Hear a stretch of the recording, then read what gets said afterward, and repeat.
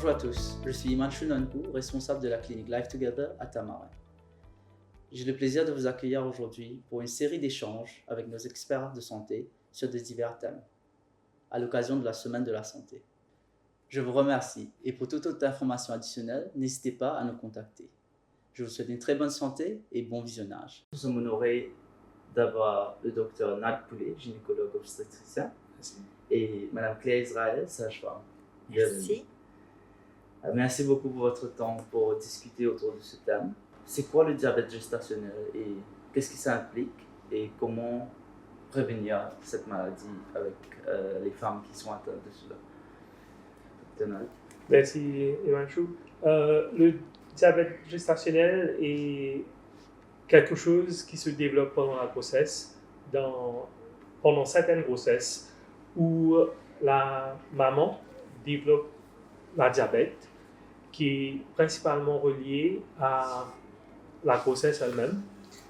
Pendant une grossesse, on a des hormones qui agissent contre l'insuline, qui est l'hormone qui aide à régler le taux de sucre dans le sang. Et ces hormones qui sont présentes pendant la grossesse pèsent sur le contrôle du sucre qui rend la mère diabétique. Et c'est quelque chose qui se développe pendant la grossesse et souvent ça indique une prédisposition à développer le diabète plus tard pendant le reste de la vie de la maman. Alors c'est quelque chose d'important pour la grossesse elle-même parce que ça a des implications, mais aussi pour la santé générale de la mère dans les années à venir. En se mettant dans les chaussures d'une maman qui passe dedans, est-ce que pour l'enfant, c'est quoi les risques vraiment? Les risques du diabète gestationnel est différent des risques pour une maman qui est diabétique dès le début. Parce que le taux élevé de sucre, ça se développe durant la grossesse. Alors le fœtus, le bébé, au début de la grossesse, n'est pas exposé à ce niveau élevé. Alors pour les bébés d'une maman qui a le diabète gestationnel, le bébé a tendance à prendre beaucoup plus de poids pendant la grossesse et il y a aussi des risques pour le bien-être du bébé. Et ces risques peuvent être assez importants parce qu'il y a des fois que la vie du bébé peut être à risque, mais souvent des fois on a des risques beaucoup moins graves, mais qui peut influencer le développement et l'accouchement. D'accord. Et pour continuer sur cette lignée, comment les futures mamans peuvent-elles en fait identifier ces signes qu'elle va passer par ce problème et quels sont les identifying factors, comme on dit? D'accord.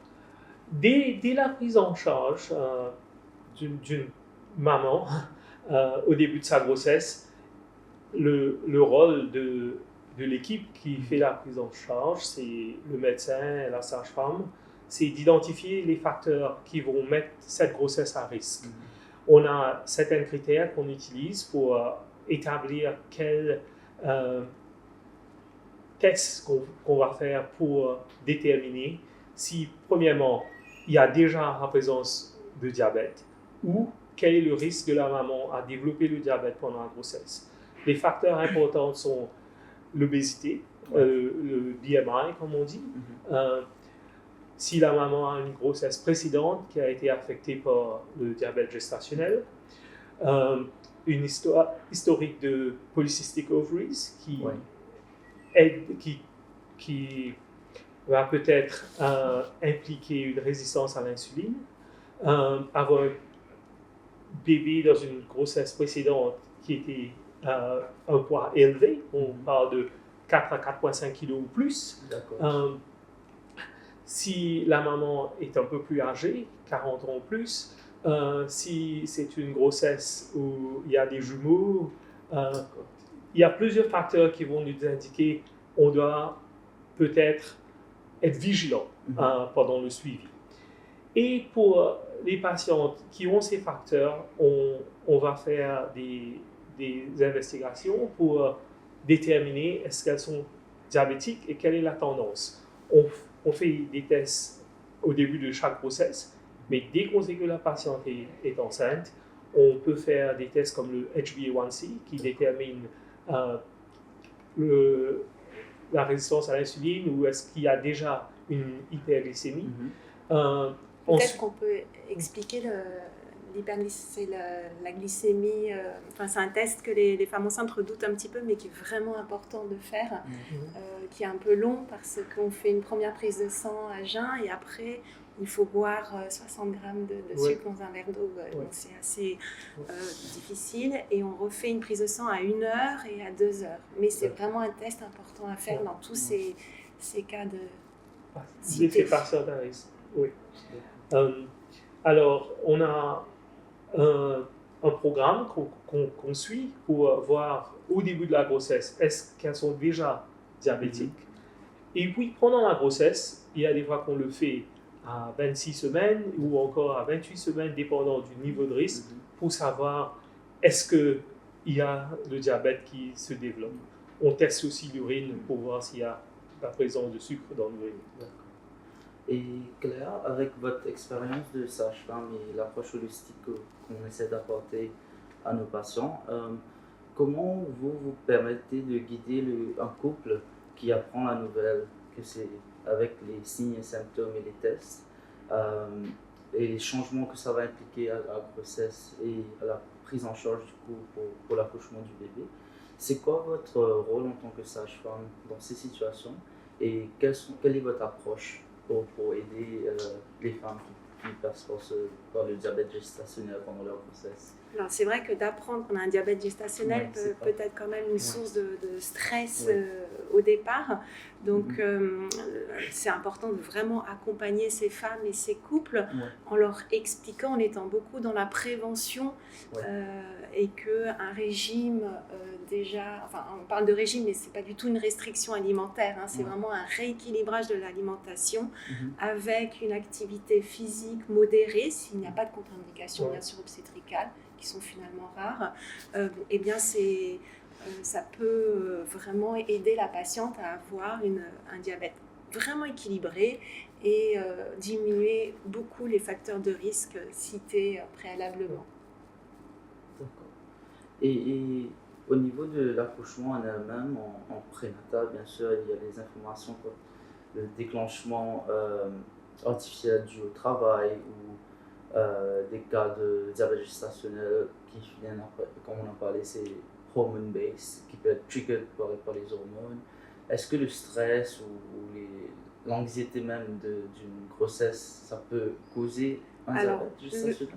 Non, ça ne va pas causer, mais c'est vrai que le stress peut avoir un impact ou un mauvais sommeil. Donc on va aussi aider les patientes à diminuer leur stress, à avoir un meilleur sommeil.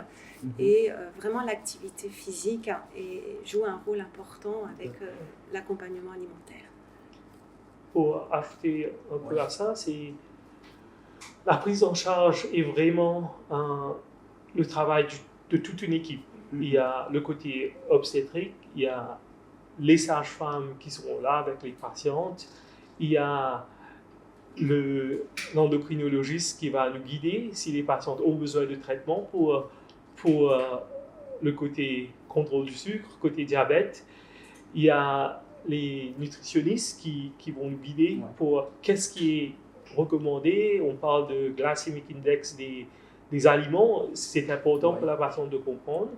Et au fait, pour avoir le meilleur résultat pour la maman et pour le bébé, on encourage un contrôle assez strict du niveau de sucre. C'est le côté tester les finger pricks pour savoir c'est quoi votre taux de sang, ajuster vos aliments et les médicaments, et aussi avoir un contact où personne n'est expert au début d'une grossesse. Qu'est-ce qu'on va leur dire?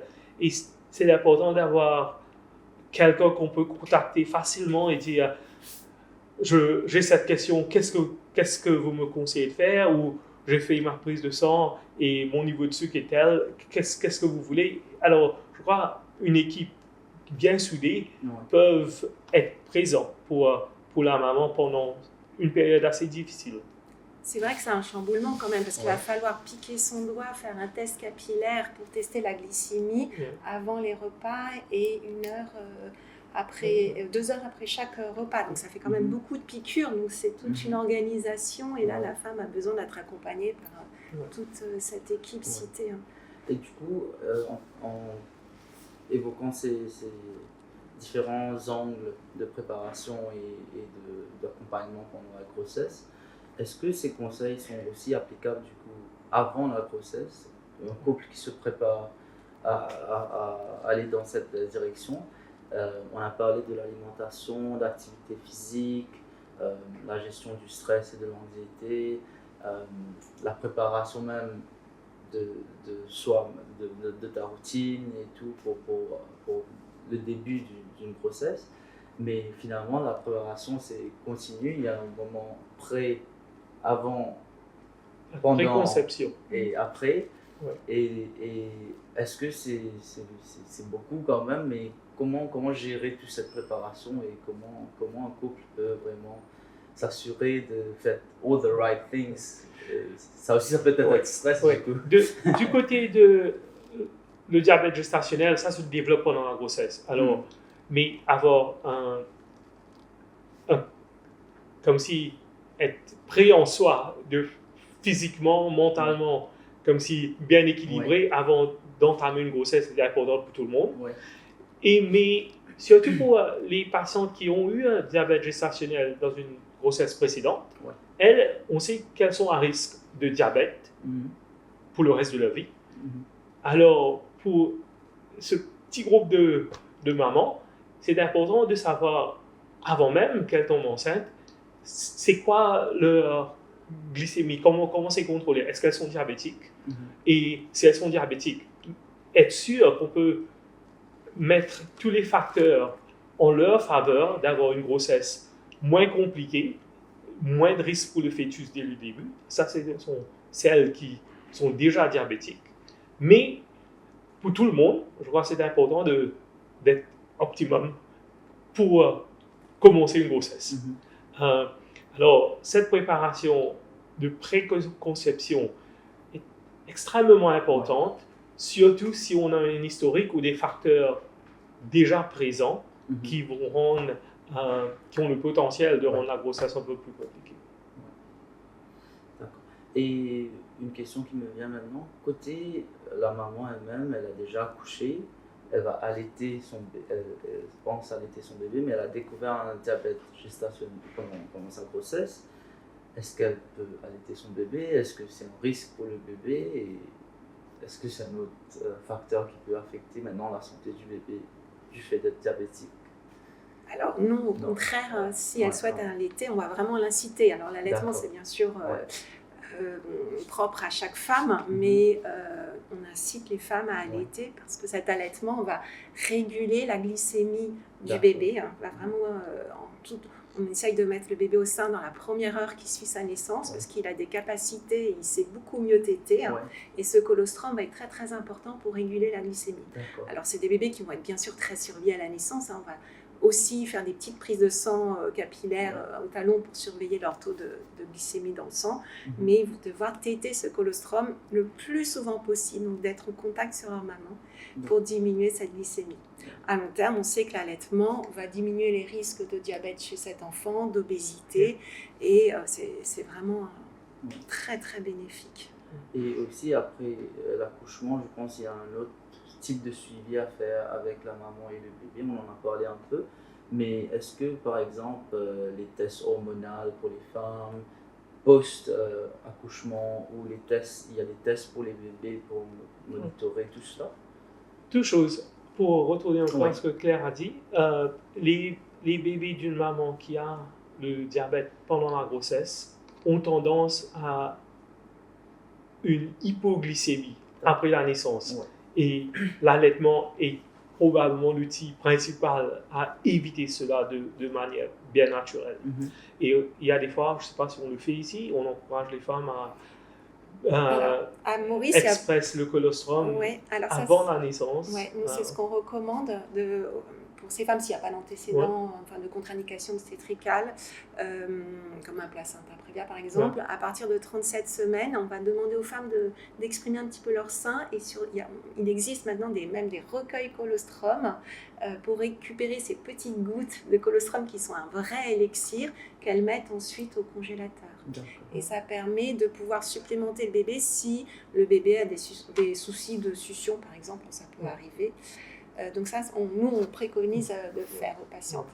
Alors c'est vrai qu'à Maurice, il y a un problème, c'est que le colostrum, souvent il y a des fausses idées reçues.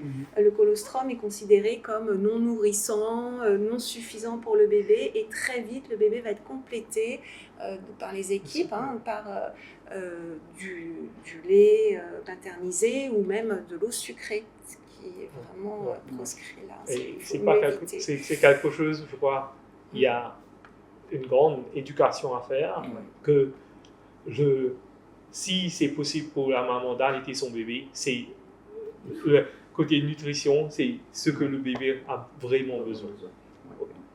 Et pour retourner à la deuxième partie de la question, le côté hormonal après la naissance, pour la maman, je veux dire que c'est conseillé que la maman refasse le test qu'on a discuté, ou on appelle ça un glucose tolerance test, où on fait une prise de sang, elle a quelque chose de sucré à boire avec une quantité bien mesurée de sucre, et puis on reteste le niveau de sucre dans son sang à 1 heure et 2 heures pour voir si le diabète gestationnel est parti, ou c'est quelqu'un qui est diabétique ou prédiabétique, parce que le risque est là.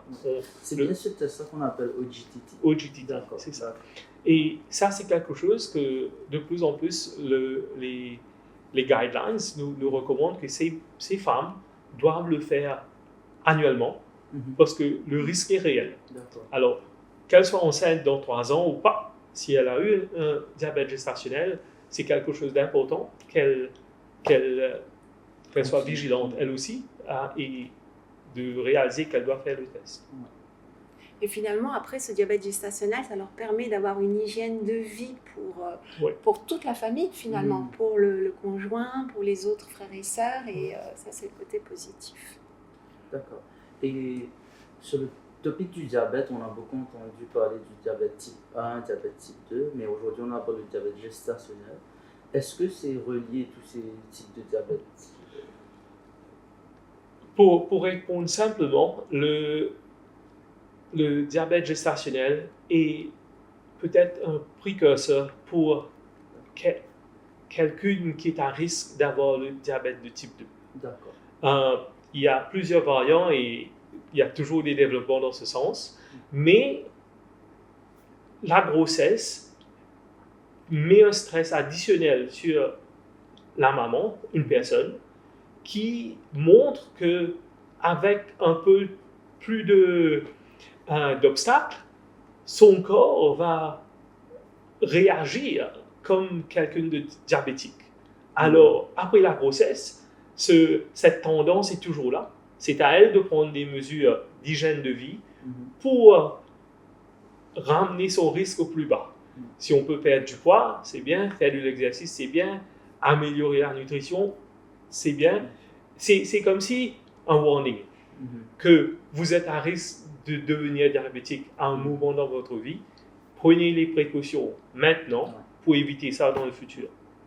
Et le diabète, lui, de type 1 est une maladie auto-immune que, en général, on contracte plutôt dans l'enfance. Et nous avons parlé de risque et de prévention, mais en guise de traitement en elle-même, c'est quoi les recommandations? Est-ce qu'on avance sur cela? Il y a beaucoup d'avancements et il y a beaucoup de technologies qui viennent, qui sont introduites pour le diabète, et tout est applicable presque pour les mamans, les femmes enceintes. Le principe est de maintenir un contrôle du sucre dans le sang qui est optimum et peut-être plus, strict. Mais avec un contrôle strict, on doit aussi penser quel est le risque que la maman devient hypoglycémique, que le taux de sucre est trop bas. Alors, c'est une balance qui doit être trouvée. Et c'est là où l'expertise d'un endocrinologue, avec les types d'insuline qui sont disponibles, même les traitements par comprimés comme le metformine, tout ça forme partie du contrôle qu'on va suggérer. Mais l'équipe, encore une fois, je parle toujours d'équipe, il y a l'expertise d'un endocrinologue dans le traitement du côté sucre est bien pris. C'est quelque chose qui est essentiel. Parce que moi, comme obstétricien, je comprends, mais c'est quelqu'un qui l'utilise chaque jour, qui va me guider, qui va guider la patiente. Comment faire pour avoir l'optimum contrôle du niveau de sucre dans le sang pour comme si améliorer ce contrôle. Il faut aussi des fois avoir le partenaire, le papa ou les parents, ceux qui sont autour de cette maman, parce que si elle devient hypoglycémique, quelqu'un doit être là pour administrer ou pour conseiller. Il faut prendre ceci, cela, ou prenez un peu de sucre ou quelque chose comme les glucotabs pour augmenter le niveau de sucre. Alors, c'est toute l'équipe qui doit être éduquée, formée et involved dans la gestion de cette grossesse. Et à Life Together, par exemple, nous avons une équipe assez pluridisciplinaire qui essaie de provide ce service, d'offrir ce service à nos patients. Et par exemple, là, on parle à un gynéco, une sage-femme, on a parlé de l'endocrino, maintenant on parle de l'accompagnement familial. Donc finalement, c'est vraiment un travail d'équipe, comme vous l'avez bien précisé. Et est-ce que vous pensez qu'il y a d'autres améliorations à apporter dans la gestion d'un diabète gestationnel qui est vraiment marquant aujourd'hui à Maurice? Alors, Claire, vous répondez parce que je suis nouveau à Maurice. Déjà, l'information, la prévention, l'information, expliquer ce que c'est déjà un grand plus. Et puis ce travail en réseau qui est très nouveau à Maurice et pour le bénéfice des patientes et des familles. Donc ça, c'est vraiment un grand plus.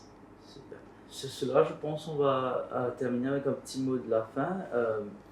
Peut-être des conseils généraux à notre audience aujourd'hui pour les guider s'ils ont le problème de diabète gestationnel pendant leur grossesse, ou des nouveaux couples qui viennent nous écouter aujourd'hui pour comprendre un peu mieux comment se préparer. Donc un petit mot de la fin pour avoir un petit conseil à nos écouteurs aujourd'hui. Alors, ne restez pas seul, n'hésitez pas à venir consulter, à être bien surveillé et être aussi dans la prévention, que ce soit en préconception, pendant la grossesse et puis toute la partie postnatale qui est très importante pour l'accompagnement ainsi que la rééducation périnéale, abdos. Pour suivre ce que Claire vient de dire, le mot de la fin pour moi va être c'est important d'identifier les risques, c'est important de travailler en équipe et c'est important aussi de vraiment prendre en charge la maman pendant la grossesse et de penser qu'est-ce qu'on peut faire avant la grossesse, pendant la grossesse, après la grossesse. Et j'ai parlé des changements qu'on peut faire et des tests qu'on peut faire après la grossesse, comme par exemple le GTT annuel, mais aussi de penser du côté contraception et d'être prêt. Quand c'est prêt, on essaie de voir un nouveau bébé et c'est pas quelque chose qui arrive par accident. Super. Donc merci beaucoup pour cette intervention. J'espère qu'on a pu éclaircir un peu les doutes que notre audience pourrait avoir sur le diabète gestationnel. Bien sûr, si vous avez des questions et d'autres commentaires à faire, n'hésitez pas à laisser vos commentaires ci-dessous, mais aussi de contacter Dr Nat Poulet ou Claire Israël ou notre équipe à Life Together.